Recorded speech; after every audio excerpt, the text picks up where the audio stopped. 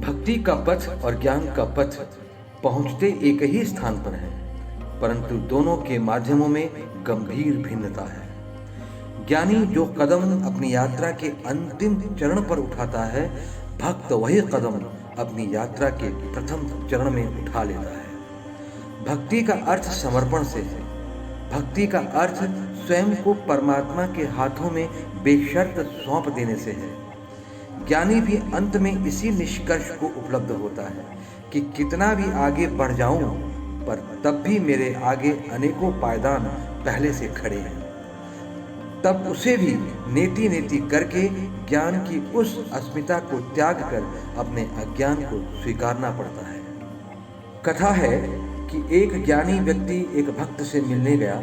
वह उससे बोला, मैंने सारे ग्रंथ पढ़ लिए, सारे शास्त्र वे कंठस्थ हैं, फिर परमात्मा का अनुभव अब तक क्यों नहीं कर पाया हूं?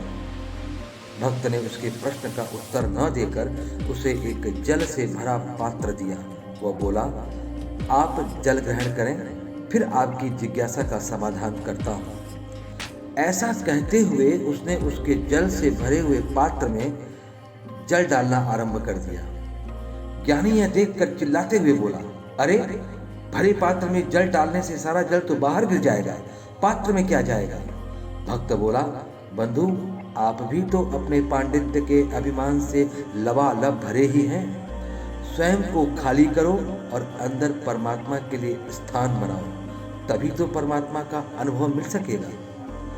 भक्ति का अर्थ स्वयं को परमात्मा की उपस्थिति से भर लेना है। जब हमारे प्रत्येक श्वास में परमात्मा के ही हस्ताक्षर हो जाते हैं, हमारे व्यक्तित्व का प्रत्येक घटक परमात्मा में ही रूपांतरित हो जाता है, तब हम में और परमात्मा में कोई भेद नहीं रह जाता।